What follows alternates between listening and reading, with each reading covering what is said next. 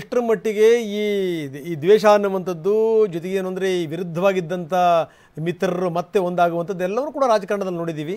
ನೋಡಿ, ಯಾವಾಗ ಸಿದ್ದರಾಮಯ್ಯ ಸಂಪುಟದಿಂದ ಇವ್ರನ್ನ ಕೈ ಬಿಟ್ಟರಲ್ಲ, ಆವಾಗ ಶ್ರೀನಿವಾಸ ಪ್ರಸಾದ್ ಏನೇನು ಮಾತಾಡಿದ್ರು ಅದು ಗೊತ್ತಿರುವಂಥ ಸಂಗತಿ. ಒಬ್ಬರು ಇವರು ಸ್ನೇಹಿತರು ಹೌದೋ ಅಲ್ವೋ ಅನ್ನಂಗೆ ಮಾತಾಡಿದ್ರು. ಆದರೆ ಈಗ ಎಲ್ಲವೂ ಕೂಡ ಬದಲಾಗಿದೆ.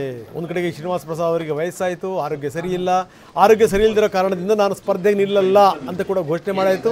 ಆದರೆ ಅದೆಲ್ಲ ಮಾಡಾದ್ಮೇಲೂ ಕೂಡ ಅವರು BJP ಜೊತೆಗಿದ್ದಾರೆ ಅಂತ ಅಲ್ಲ, ನಾನು ಚುನಾವಣಾ ರಾಜಕೀಯದಿಂದ ನಿವೃತ್ತಿ ಅಂತ ಘೋಷಣೆ ಮಾಡಿದರು. ಆದರೆ ಅವರ ಅಳಿಯಂದ್ರನ್ನ, ಅವರಿಗೆ ಸಂಬಂಧಪಟ್ಟಿರುವಂಥವ್ರನ್ನ, ಅವರ ಅಣ್ಣ ಮಕ್ಕಳು ಅವರೆಲ್ಲರನ್ನೂ ಕೂಡ ಅವರು ಕಾಂಗ್ರೆಸ್ಸಿಗೆ ಸೇರಿಸಿದರು.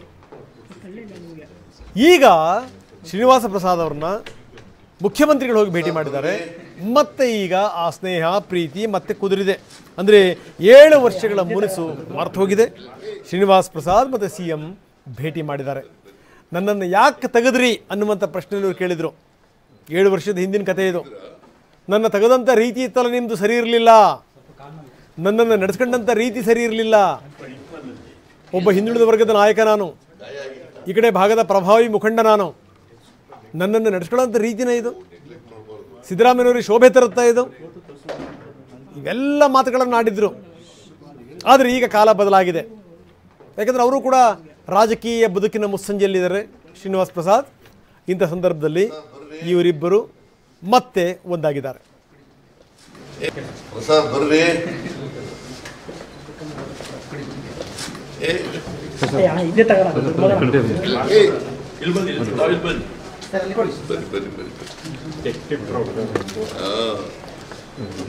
ಏನು ಮಲಗಿದ್ರ?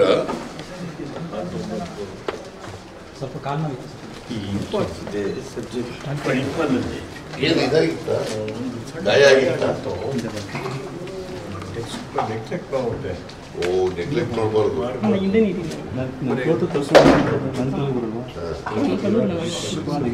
ಇದು ತಗೊಳ್ಳೋಣ. ಇದು ಇನ್ವರ್ಟರ್ AC. ನೀವು ಗ್ಯಾಮ್ಲರ್ ಅಲ್ವಾ?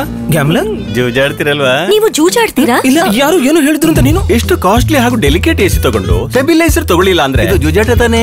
ಒಂದೇ ಫ್ಲಕ್ಚುಯೇಷನ್ ಗೆ ನಿಮ್ಮ ಇನ್ವರ್ಟರ್ AC ಪಾರ್ಟ್ಸ್ ಡ್ಯಾಮೇಜ್ ಆಗಬಹುದು. ಅದನ್ನು V-Guard ಉಪಯೋಗಿಸಿ ಸುರಕ್ಷಿತವಾಗಿರಿಸಿ. V-Guard, India's #1 stabilizer.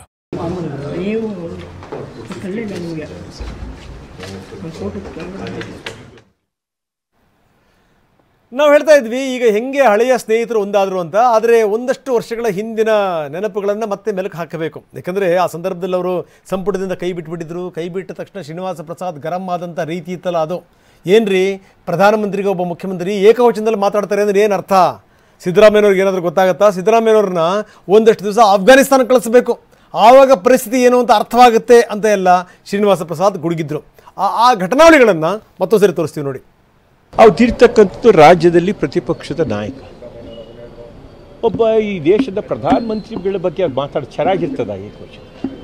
ಅದು ಮಾತಾಡೋದು, ತಾಲಿಬಾನ್ ಬಗ್ಗೆ ಮಾತಾಡೋದು ಇಡೀ ರಾಷ್ಟ್ರದಲ್ಲಿ ಯಾರೂ ಮಾತಾಡಲ್ಲ. ನನಗೆ ಇದು ಭಾಳ ಮನಸ್ಸು ನೋವಾಗ್ತದೆ. ಅದಕ್ಕೆ ನಾನು ಹೇಳ್ತಾ ಇದ್ದೆ, ಸಿದ್ದರಾಮಯ್ಯನವ್ರನ್ನ 1 ತಿಂಗಳು ಕೇಂದ್ರ ಸರ್ಕಾರಕ್ಕೆ ಮನವಿ ಮಾಡ್ತೀವಿ, ತಾಲಿಬಾನ ಕಳಿಸಿ ಪರಿಸ್ಥಿತಿ ನೋಡೋಣಪ್ಪ ಅಫ್ಘಾನಿಸ್ತಾನದಲ್ಲಿ. ನಾನು ಹೇಳ್ತಾ ಇರ್ತೀನಿ, ಪ್ರಜಾಪ್ರಭುತ್ವ ವ್ಯವಸ್ಥೆಯಲ್ಲಿ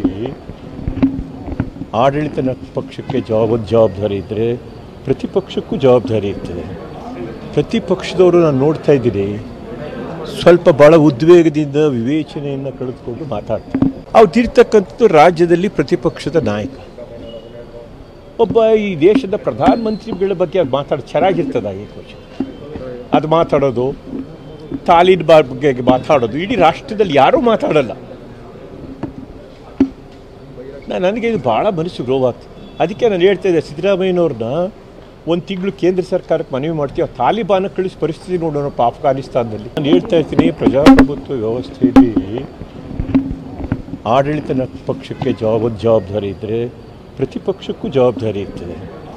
ಪ್ರತಿಪಕ್ಷದವರು ನಾನು ನೋಡ್ತಾ ಇದ್ದೀನಿ ಸ್ವಲ್ಪ ಭಾಳ ಉದ್ವೇಗದಿಂದ ವಿವೇಚನೆಯನ್ನು ಕಳೆದುಕೊಂಡು ಮಾತಾಡ್ತಾರೆ.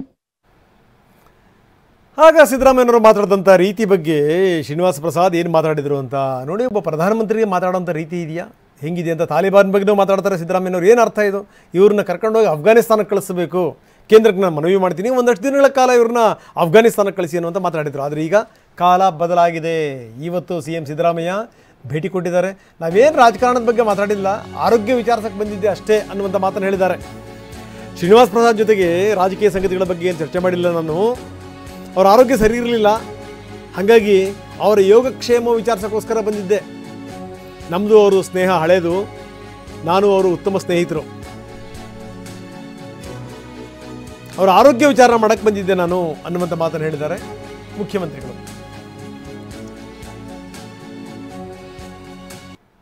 ಅದು ನಾವು ಬಹಳ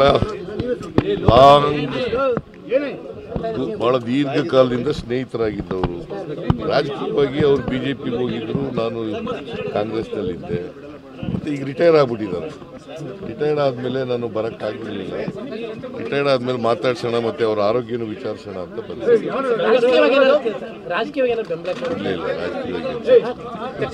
ಯಾಕಂದರೆ ಅವರು ಎಲ್ಲೂ ಕ್ಯಾಂಪೇನ್ ಬರಲ್ಲ ಅಂತ ಘೋಷಣೆ ಮಾಡಿಬಿಟ್ಟಿದ್ದಾರೆ.